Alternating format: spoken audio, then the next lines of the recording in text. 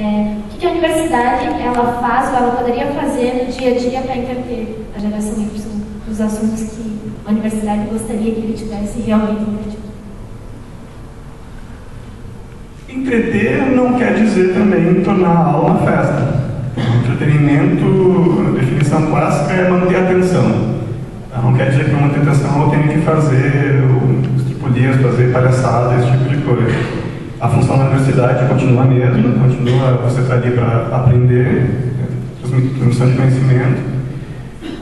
Só que o que a universidade tem que começar a fazer, e é uma coisa que a gente defende muito, pelo menos no ambiente que eu já trabalhei, é a necessidade de se aproximar do ritmo do jovem, se aproximar, não ceder a esse ritmo que a gente estava comentando antes, e também saber trabalhar com uma aula que não seja a aula tradicional do professor só falando, os alunos ouvindo.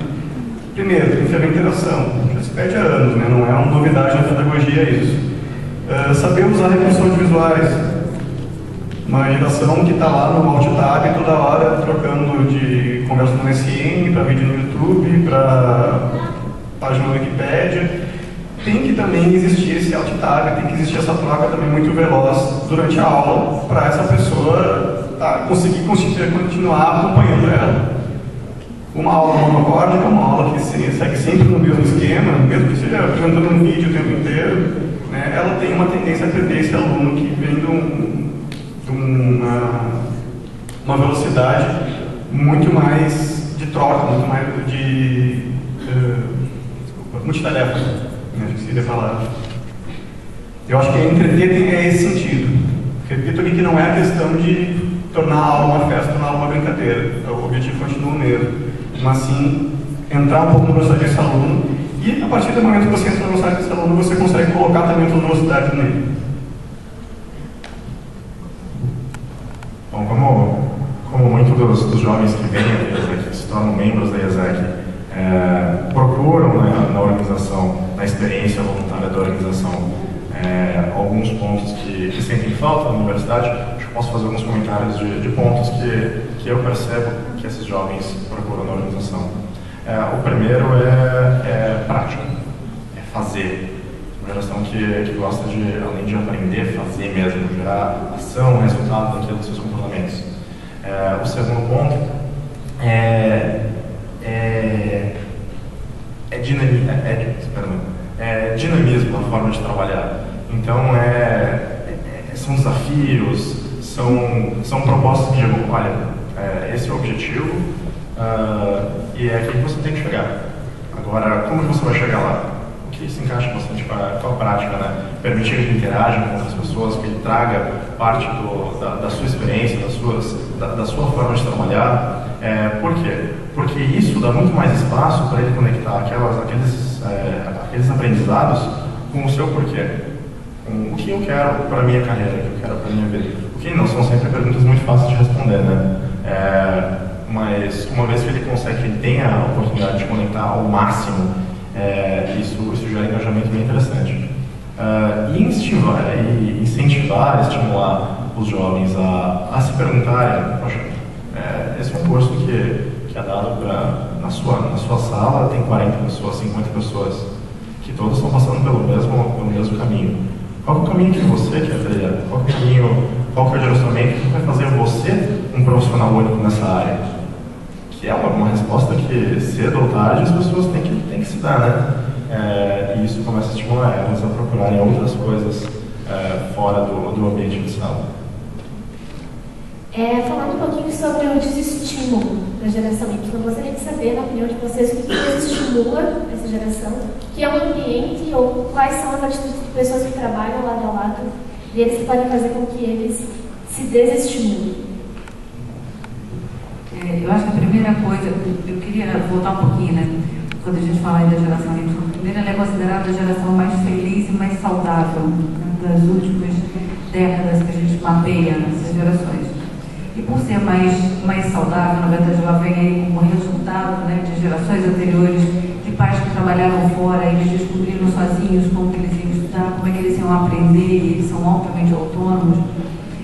Não é uma geração guerreira, né, é uma geração de pais, é uma geração que aceita as diferenças. Ela também aceita bastante bem entrar nas organizações, desde que ela entenda o porquê das coisas.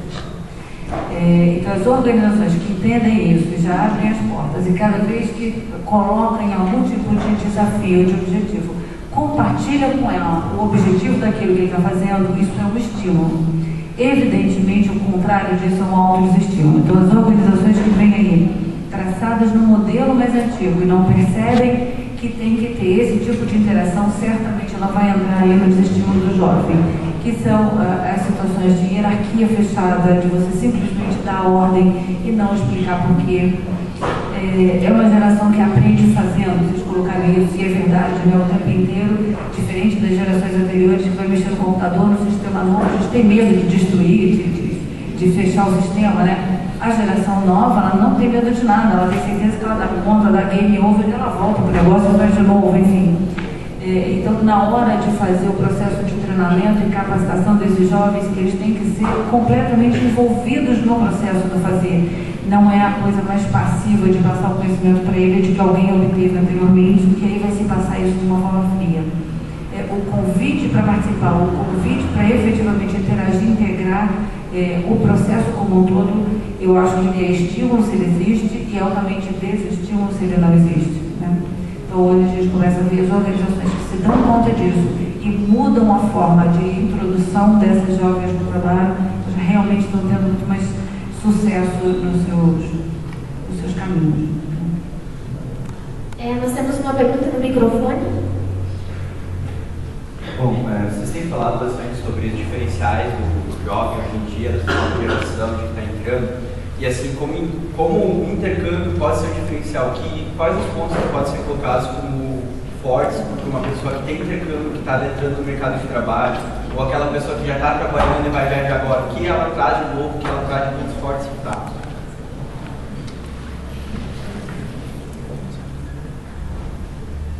Bom, vamos começar falando sobre intercâmbio, sobre algo diferente daquilo que as pessoas estão acostumadas a fazer.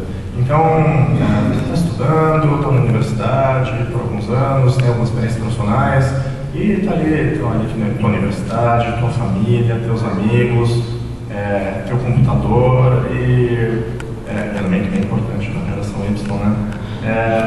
E aí, tu vai para o intercâmbio.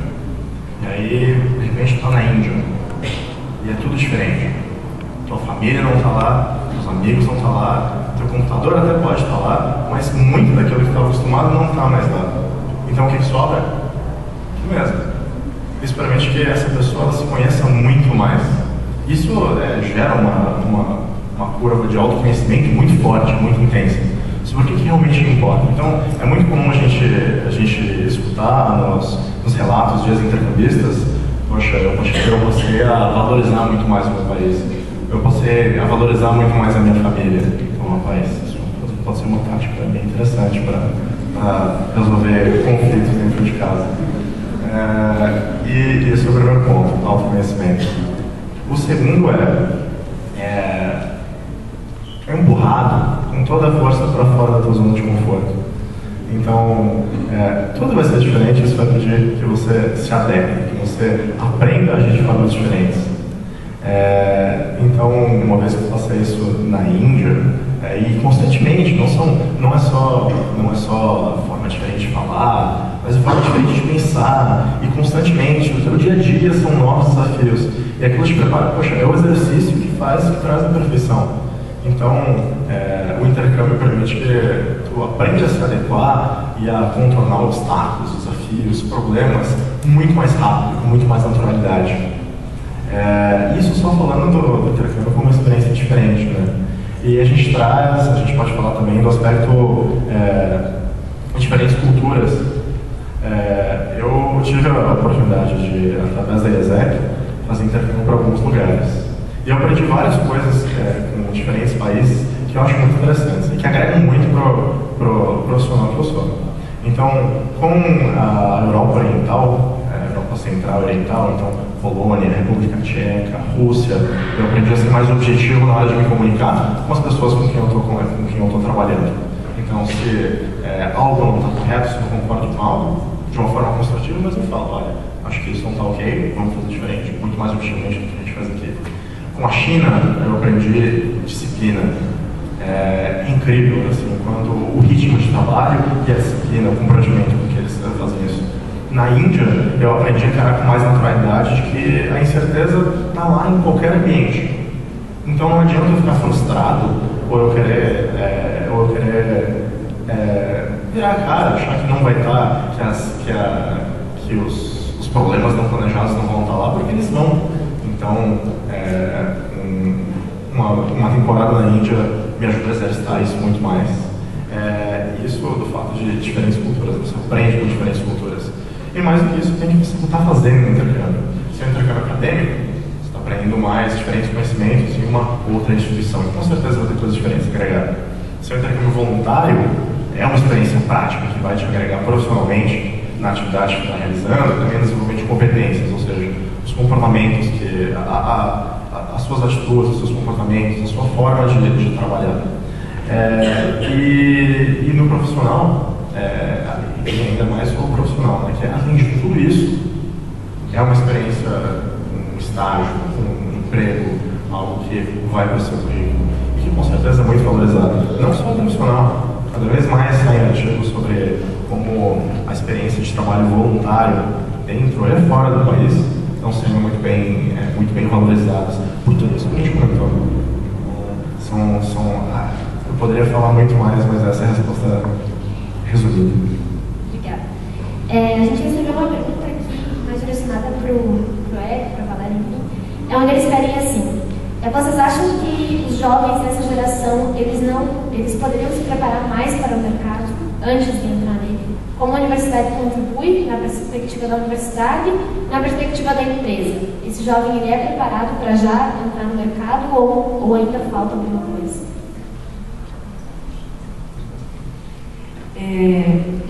Das universidades, começa um movimento agora, eu acho que as universidades começarem a olhar o que o mercado quer e elas tentarem se adequar, né? Há um mês atrás começou em São Paulo um movimento grande de estudo conjunto entre universidades e empresas, onde as empresas colocam o que é importante para ela, para que esse jovem saia da universidade e saiba, e a universidade também aí com uma abertura para entender o que a empresa está querendo e com uma certa flexibilidade para poder fazer algumas mudanças na grade curricular, né? A universidade em si, só como universidade sem um estágio ou sem qualquer parte prática, essa pessoa vem extremamente acadêmica, então todo o conhecimento que ela vem aí com uma certa dificuldade de fazer isso virar o produto final, né? E o estágio vem cada vez mais ajudando isso. Então, a partir de, acho que tem 2 anos que entrou a nova lei do estágio, e eu acho que ajuda bastante, porque obrigatoriamente vocês têm que atuar na área onde vocês estão estudando, e aí você acumula uma experiência prática daquele conhecimento teórico que você obteve nas salas, né? E algumas universidades já começam nesse momento a mudar a sua grade em relação a estágios para propiciar esse tipo de ganho aí do jovem, né? Então, eu não sei como é que está aqui, mas algumas em São Paulo a gente já vê que elas têm 4 meses de aula, 2 de estágio, e todo o tempo elas funcionam dessa forma. Outras do interior já trabalham aqui. No final da universidade não se tem mais aula, principalmente aquelas que têm estágio de campo, né, que são coisas mais ligadas à distância, então quem precisa trabalhar com a terra, quem precisa trabalhar com situações que é muito difícil, você está no grande centro, assim, as aulas terminam e fica 1 ano essa pessoa tendo direito de estágio sendo monitorado pela universidade. Então, assim, esse tipo de implemento acho que ajuda bastante, né, no sentido de fazer a entrada do jovem. Ele saindo da universidade para a empresa diretamente, sem o estágio, demanda muito mais esforço da empresa no sentido de fazer aquele conhecimento técnico dele virar um produto, né, absorvível pela organização. A principal questão aqui, que a universidade reconheceu já, acredito, as universidades em geral, é que ela não prepara o aluno para ser um ótimo funcionário. A universidade prepara você para conhecer aquele campo em que você quer atuar. Tu vai te dar muitos parâmetros sobre como é que funciona esse campo, o que já pensou em se ter nesse campo. Só que ele não vai te ensinar como lidar com o teu chefe, não vai te ensinar como ser o melhor profissional daquela empresa. E isso você vai aprender no próprio local de trabalho. Essa inserção do estudante como estagiário é algo que, acredito que a maioria dos cursos hoje ela busca. Né? Os cursos que eu participo, né, de publicidade, de jornalismo, pelo menos publicidade é um curso que exige estágio. O jornalismo, por mais que não exija, é praticamente consenso entre os alunos que eles têm que passar por uma experiência dentro de alguma empresa jornalística antes de se formar.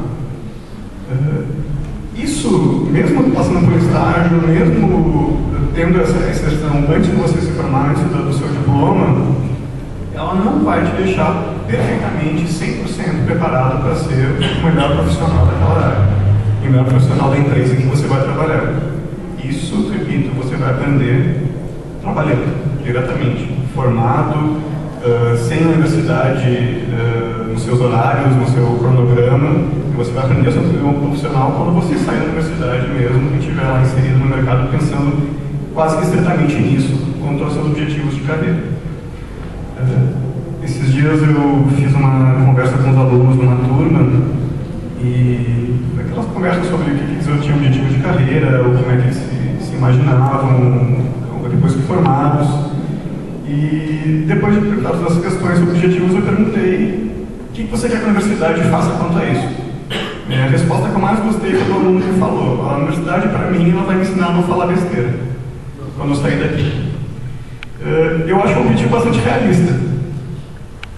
Você confiar que a universidade vai te preparar para chegar no escritório de arquitetura, numa agência de publicidade, num hospital, enfim, na organização que você se direcionar, e você ter um conhecimento para falar quase no nível das pessoas que trabalham lá.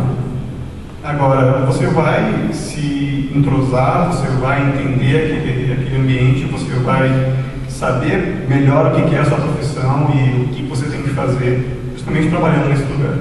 A universidade não vai, de forma alguma, colocar para você tudo isso, principalmente em aulas que você está sentado ouvindo um professor. Eu gostaria de complementar até com uma pergunta que saiu aqui sobre o intercâmbio, né, até onde ele é imprescindível.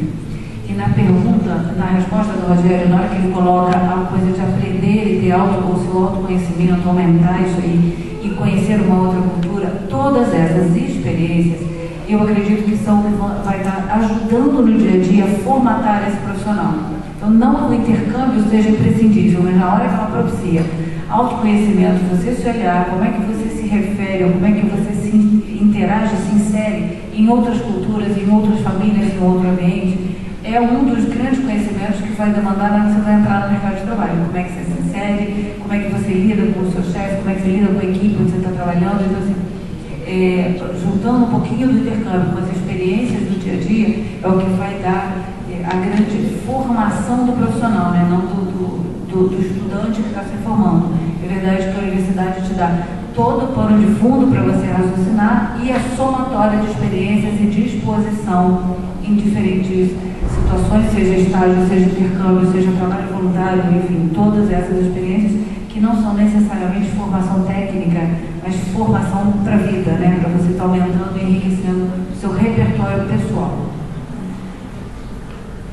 O que muitas organizações, empresas parceiras buscam no programa de intercâmbio da IESEC, ou seja, recebendo intercambistas, são profissionais que tenham competências formadas. O que são competências?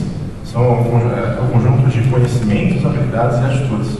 Ou seja, não basta você se satisfazer com o conhecimento, porque o que vai ser esperado, o que vai ser exigido de você são as competências, o pacote completo.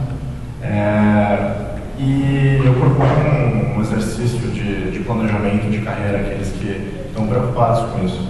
Procurem se responder, ok, para esse perfil profissional, para esse campo de atuação, no qual eu quero atuar, quais são as competências exigidas, e não só os conhecimentos, habilidades e atitudes.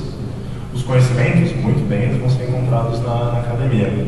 As habilidades, essas, né, em parte. Você vai pedir que você vá para fora do ambiente de sala de aula, que você faça. Aliás, afinal, a habilidade você aprende fazendo. E as atitudes, essas são as mais complicadas.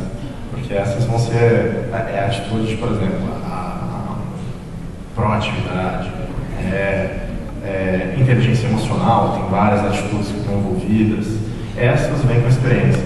Então, uma vez que vocês identifiquem essas competências, isso acho que vocês podem fazer perguntando para as pessoas da área de vocês, para os seus professores, para pensar como é que eu vou desenvolver. Isso dá um plano de desenvolvimento bem legal para vocês. Obrigada. Chegou uma pergunta bem interessante agora aqui, que diz o seguinte. Foi comentado que a união entre as gerações X e Y, elas têm se mostrado eficaz nas empresas. Mas chegará um momento em que o mercado ele estará dominado pela geração Y e a Z. E aí, como preparar? Você acha que as mudanças na grade curricular vão suprir as necessidades que essas empresas vão buscar nesse convívio entre Y e Z e não mais totalmente X? Então, essa grade curricular, os cursos universitários, seguindo o que eu tinha respondido antes, não. Na universidade que vai fazer essas mudanças e vai adaptar esse ambiente de trabalho, né, a funcionar com essas gerações, com esse conflito de gerações. Esse conflito de gerações ele tem que ser resolvido no próprio ambiente, na própria organização. Claro que a universidade ela pode muito bem debater isso, ela pode trazer essas questões, e ela tem a função, inclusive, de trazer essas questões contemporâneas, de atitudes, né, no mercado de trabalho, mas nunca, acho bastante complicado ela conseguir colocar perfeitamente para um estudante como é que vai ser essa relação entre gerações, ou entre colegas, ou a cultura de trabalho na organização de fora, né, aqui numa sala de aula, enquanto o que acontece mesmo no dia a dia, 8 horas de trabalho ou mais, é bastante diferente e impossível de colocar, às vezes, numa aula. Eu gostaria de fazer uma pergunta, que na verdade é uma suposição de uma situação que eu acho que acontece muito. Eu sou um jovem, faço parte, sim, tenho várias características da geração Y, estou encerrando a minha faculdade, minha graduação e algum curso, e estou aí pensando o que eu vou fazer daqui para frente. São inúmeras oportunidades, eu não sei para qual eu vou, uns me puxam para um lado, outros me puxam para o outro. E aí, como que eu tenho que organizar o meu futuro, ou como eu posso tentar capitalizar o planejamento do meu futuro com relação ao mercado de trabalho, como que eu posso ainda capitalizar da universidade e como que eu posso aproveitar oportunidades externas no mercado da universidade para que isso possa me auxiliar no sentido de saber qual é o caminho mais adequado a seguir no momento de decisão importante. Eu acho que o primeiro caminho passaria por autoconhecimento, porque é muito difícil do lado de fora alguém falar o que seria o melhor, né? Tem algumas pessoas aí, na hora que elas se reconhecem e se conhecem um pouquinho mais, para olhar o que é para ela a maior zona de prazer, né? E pensando o que você faz com mais prazer, você faz melhor, onde é que você mais se identifica, seja ela no mundo acadêmico, seja no mundo de mundo corporativo, ou seja ele, enfim, como autônomo ou alguma outra possibilidade que o mercado oferece. Eu acho que o primeiro caminho é ele tentar buscar um pouquinho dentro dele o que ele mais quer. É difícil, o mercado tem várias atrações, né? Você tem o mercado privado te dando a coisa do salário, do crescimento, o mercado acadêmico com reconhecimento, enfim, tem várias atrações. Mas eu acho que todos os caminhos são muito verdadeiros e muito positivos até que você descubra qual é o seu, né? Difícil você dizer exatamente qual é o melhor. O melhor vai ser aquele que você for mais feliz, onde você entende que você cresce mais. E com certeza aquele que você vai fazer melhor.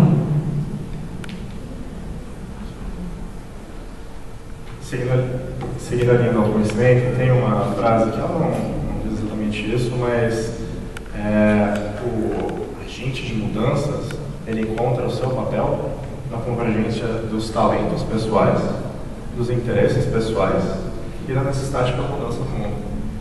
Então, o autoconhecimento pede que você responda essas 3 perguntas. No que eu sou bom? Afinal, se é alguma coisa que você vai fazer pela vida toda, é bom que você faça bem, né? Quais são os meus interesses pessoais? E segue a mesma lógica. Se você vai fazer a vida toda, é bom que goste. E quais são as necessidades para a mudança? Porque também a gente está em busca de oportunidades. Não adianta inventar ou se enganar de que existem oportunidades que vão pedir esses talentos, esses interesses. E parece muito importante conhecer o ambiente, não só o mercado, mas o ambiente mesmo. E por quê? Porque não se você for ver a longo prazo, não trabalhar em grandes empresas, não é a única opção que os jovens têm. Empreender e montar suas próprias empresas também, empreender socialmente, trabalhar no terceiro setor, que é uma coisa muito mais viável, que proporciona uma vida mais confortável financeiramente, coisa que não se via quase alguns anos atrás. Quem sabe no setor público, quem sabe na política, tem vários campos de atuação que podem ser a convergência dos teus talentos, dos teus interesses, da necessidade para mudança. Mas é importante ter bastante pé no chão, porque a maioria desses caminhos, a maioria deles, vai pedir um pouquinho de experiência no mercado. Por quê? Porque ali vai aprender bastante do que a gente falou de prática, de competências, bem com isso. Então, a gente vê, por exemplo, falando de empreendedorismo, uma taxa de mortalidade de novos negócios muito menor e mais saudável naqueles empreendedores que já tiveram anos de experiência profissional. Então, responder essas 3 perguntas com o pé no chão e olhar a visão de longo prazo, ou seja, pensar não só nos seus 21, 22, mas nos 30 anos, o que eu quero fazer e o que pede, o que eu tenho que estar fazendo aos 25 e aos 22, acho que são exercícios que podem agregar bastante nas coisas. Concordo absolutamente com a questão do autoconhecimento. Considerando que a pergunta é bastante pessoal, né? Mas eu também concordo que o autoconhecimento é uma coisa bastante complicada. Existem até profissões, como orientação profissional e psicologia, voltadas para você se entender, você saber o que você gosta e no que você vai ser feliz trabalhando, sendo, etc. Esses dias, numa experiência em sala de aula, os alunos formandos, entrando na fase de conclusão do curso, recomendei a eles que eles agora vão entrar numa parte de pensar o seu trabalho de conclusão de curso. A maioria dos cursos tem o seu trabalho final, o seu projeto final, o seu estágio final. Aproveite essa oportunidade, esse final da universidade, para escolher um trabalho, para escolher um estágio, para escolher uma inserção de algo que você percebeu, que ao longo da universidade é o que você mais gostou. Aproveite para entender mais daquilo, para se aprofundar naquilo, porque a universidade ela vai, acho que nesse momento você entende, lá pelo terceiro, quarto ano, você entende que a universidade vai acabar, né, e aquele período ali de aprendizado e de café com leite está chegando ao fim, né, e daqui a pouco você vai ter que enfrentar a realidade. Então aproveite esse último tempinho, esse último ano, esses últimos 6 meses, para conseguir se aprofundar num assunto que você veja que é o mais interessante para você, que é o que mais me cativa, que mais me impele a trabalhar nessa área. Tem um texto que circulou muito na internet, que é uma palestra do Steve Jobs, formandos na Universidade de Stanford, agora não lembro, que fala muito dessa questão de como ele chegou ao que ele gostava, como ele chegou à profissão que ele queria, como ele sofreu bastante para chegar nisso. Por isso que eu falo que a questão do autoconhecimento é bastante complicada. Ele passou por mais de um curso universitário, desistiu da universidade, teve vários problemas enquanto profissional, várias empresas que deram errado, várias questões aí, mas até chegar num ponto que ele conseguiu se ver satisfeito e hoje em dia milionário. Então tem essa... Busque esse autoconhecimento, mas saiba também que ele pode demorar a se revelar para você o que é o seu essencial, o que você mais gosta, o que você vai realmente se dar bem fazendo. Obrigada. Eu gostaria de compartilhar com vocês algumas coisas. Eu sou responsável por vários processos de trainee, né, pelo processo seletivo. E em boa parte dos jovens, eu acredito que trainee virou uma moda, né, é uma forma de alavancar a carreira, é uma forma de entrar com salário mais alto, é uma forma de rapidamente acessar um cargo gerencial. E boa parte das pessoas, eles buscam isso. Eu acho que, na maior parte das vezes, eu não vejo ele se perguntando se era aquilo que ele realmente queria, né? E algumas vezes a gente vê em sala, em processo de dinâmica de grupo, que é algo bastante difícil, né? O jovem tem que se expor, ele tem um processo de de nervosismo, das pessoas estarem ali exigindo muito dele, e muitas vezes a gente vê jovem, ele não consegue ser aprovado nos processos, ele sofre para burro, mas ele continua tentando, porque faz parte da moda, porque os colegas querem. E aí não me cabe na hora falar para ele, olha, você é maravilhoso, você é excelente, mas não é aqui. Na hora não me cabe dizer isso, vontade me dá. Né? Mas naquela hora eu sou consultora que conduz uma dinâmica de grupo e não posso fazer isso. E aí eu fico imaginando assim, na hora que vocês forem pensar o caminho de vocês, pensar o quanto, às vezes, uma situação tão que é violenta ou que às vezes deixa vocês extremamente nervosos, extremamente mexidos, se aquele é o melhor caminho mesmo. Então, você olhar esse tipo de experiência e usar ela como efetivo discussão e questionamento para vocês do que vocês querem. Porque às vezes uma situação é desafiadora, a gente quer enfrentar e a gente quer melhorar. Outras vezes é um sofrimento. E é o tempo inteiro aquele sofrimento e as pessoas se impedindo a viver aquele sofrimento. Acho que a gente, algumas vezes, usar esse tipo de situação para a gente repensar se é isso que a gente quer da vida. Então, quando a gente fala de autoconhecimento, que não é fácil obter, mas usar as diferentes situações como experiência e como questionamento próprio. Obrigada. Nós temos perguntas? Considerando a ideia que é uma instituição universal, mais de 100 países participam, eu gostaria de saber, fizer uma avaliação quanto às instituições de ensino no Brasil, como é que eles estão comparando com outros países, em que estágio o Brasil está? Nós estamos num patamar baixo, qual o país mais, digamos, evoluído em termos de ensino? Essa é a primeira pergunta. A segunda, podia ser para o professor ou se não tiver tempo para responder os dois. Quanto ao jovem brasileiro, porque é um jovem, ele é uma peça fundamental em qualquer país, principalmente em qualquer regime. Acho que os jovens eles têm uma força fantástica, uma coisa que move as mudanças em qualquer país. Nós tivemos na China o exemplo de uma transformação de um regime para o outro, que aqueles jovens dois estudantes que enfrentaram aquela vez na Praça Celestial lá o regime militar e conseguiram transformar o país. Como é que o nosso jovem hoje está se comportando nesse sentido, considerando que nós temos corrupção, nós temos desperdício de dinheiro público, uma série de coisas? O jovem brasileiro ele está sendo consciente, ele está praticando a cidadania, ele está se expondo para querer mudanças positivas?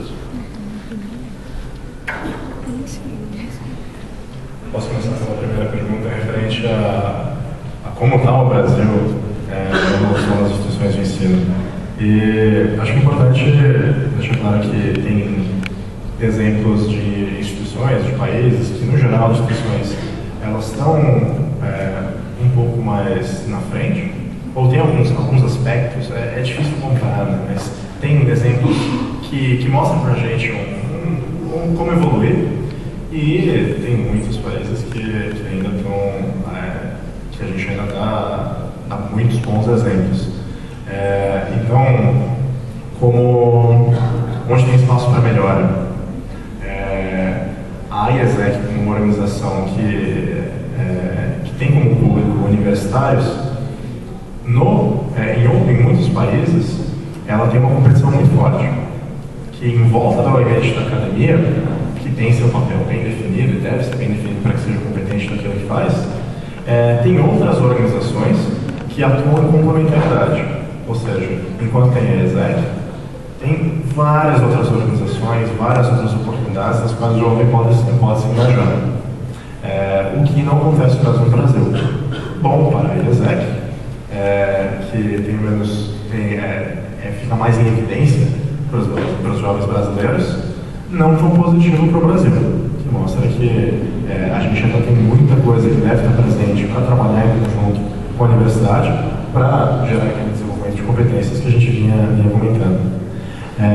Agora, também acho interessante dizer que nós recebemos feedbacks muito positivos dos profissionais, dos jovens estagiários e jovens profissionais brasileiros que vão para o exterior. A IESEC tem 110 países, e uns que têm uma melhor reputação de seus jovens e seus intercambistas é a IESEC no Brasil, e consequentemente o Brasil. Ou seja, nós temos profissionais muito bons sendo formados E é importante a gente reconhecer isso. E com certeza vem de instituições de ensino que estão preparadas para gerar isso. Então o resumo é: a gente tem o que melhorar, mas também tem muito do que sentir orgulho. E conectando um pouco com a outra pergunta, tem muita gente sim, tem muito jovem querendo gerar mudança de verdade. E é muito disso que a gente encontra na IESEC. Por quê? Porque o porquê da IESEC é justamente permitir que esses jovens, através de experiências de trabalho em equipe, de gerenciamento de equipe, intercâmbio profissional e intercâmbio voluntário, se desenvolvam e trabalhem em autoconhecimento para conseguir gerar mudança daquela forma que quer. E vem muita gente, a procura pela IESEC é muito grande, de jovens que querem ir além, querem se desenvolver, querem, além de adquirir conhecimento e desenvolver as outras competências, querem conhecer outras pessoas que querem fazer grandes diferenças na sua cidade, no seu estado, no seu país. E isso eu acho um motivo muito positivo. Então, existe sim muitos jovens que querem fazer diferença. Inclusive, eu acho que uma estatística interessante seria perguntar quantos dos candidatos ao processo seletivo da IESEC gostariam de ser presidentes da IESEC do Brasil. É um número muito grande, ou seja, tem muita gente querendo assumir papéis de liderança para fazer grandes diferenças. A primeira pergunta, acho interessante esse comentário sobre o descompasso que existe no Brasil e universidades de outros países quanto a essa relação com o mercado de trabalho.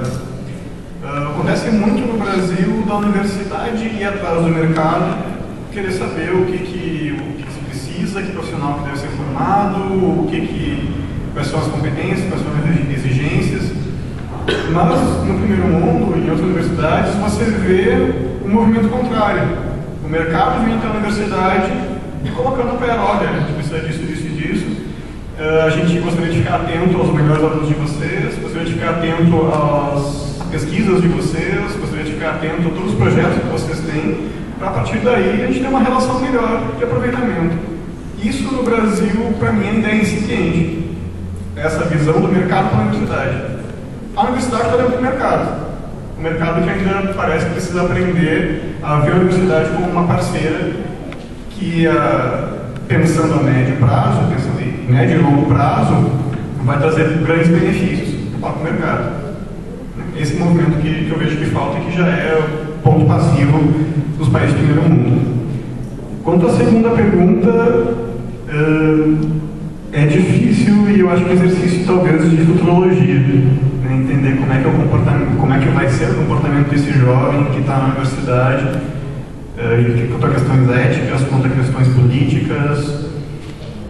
Eu acredito, sendo talvez otimista demais, que essas características da geração que a gente está tratando aqui, a geração Y, apontam para um comportamento mais democrático, mais ético, mais participativo, mais ativo e talvez fora desse comportamento umbiguista que leva às corrupções e tudo mais que o senhor comentou. Mas é futurologia, né? Ainda acho que não estou 100% correto e nem preciso em dizer isso. É otimismo. Com relação à primeira colocação da comparação aí do jovem brasileiro em relação à formação universitária de outros países, a companhia que eu trabalho, eu especialmente comecei já no último ano a fazer processos seletivos no mundo inteiro. No ano passado eu tive jovens brasileiros e jovens de 82 nacionalidades junto comigo, fazendo dinâmica de grupo, fazendo o mesmo trabalho em sala. E me salta aos olhos a primeira diferença, que eu acho que assim, o jovem brasileiro ele tem uma abrangência de conhecimento muito grande, ele tem uma pluralidade de conhecimentos. E boa parte dos estrangeiros ele tem uma profundidade de conhecimentos. Então, na hora que a gente coloca, nós conseguimos muito falar o que a gente pode fazer. A gente dá muita solução, a gente tem muitos ques para fazer, para dar resposta. Em geral, as pessoas, principalmente as de países desenvolvidos, a gente está falando aí de Europa, dos Estados Unidos e Canadá, eles respondem bastante pelo como. Então, na hora que a gente trazia o problema, eles eram pessoas que traziam o como de uma forma muito mais estruturada que os brasileiros. A gente trazia muito mais as ideias para eles. Só que quando a gente olha o processo final, eu acho que nós brasileiros saímos com alguma vantagem na frente, porque a nossa capacidade de flexibilidade somada à disponibilidade de aprender, e aí a gente é mais disponível nisso, o nosso produto final fica mais fácil de ser absorvido. Eu vi nesses programas o quanto que o brasileiro tinha supremacia na hora da escolha, e quem escolhia, na verdade, não eram só brasileiros, né? Tinham aí pessoas de outros países escolhendo esses perfis, e o perfil mais escolhido e mais desejado no final acabou sendo dos brasileiros, porque era um perfil muito mais arrojado, era um perfil muito mais, ele era mais bem informado, ele tinha uma visão muito mais extensa, né, do que os outros que tinham uma visão muito mais profunda sobre alguns aspectos. E em relação à sua segunda colocação sobre engajamento, o que a gente tem visto é, primeiro, o jovem é muito engajado com aquilo que ele acredita, e eu acho que daqui para frente a gente não vai ter muito mais regras muito claras, mas sim regulamentos que são uma coisa mais em conjunto. Então eu acho que o primeiro regulamento que está vindo aí, sem nenhuma lei, agora aparecem leis, mas ele vem mais na consciência da gente, é a consciência com o meio ambiente. A priori não apareceu nenhuma lei que obriga a gente a fazer nada, mas a gente começa a ver engajamento das pessoas nisso. E o quanto que o jovem, nesse momento, ele se engaja porque ele acredita. Não tem ninguém que esteja obrigando ele a fazer, mas ele já vem engajado, ele vem brigando por isso, ele já vem enfrentando algumas pessoas quando ele discorda de uma atitude. Então eu acho que o processo de ética, enfim, tudo vai vir aí no caminho de eu acredito, eu me engajo. Se eu não acredito, realmente eu não vou para a briga e eu passo a margem disso. Mas no momento que eles acreditam e ele acha que aquilo merece uma atenção especial, ele se engaja e ele vai disputar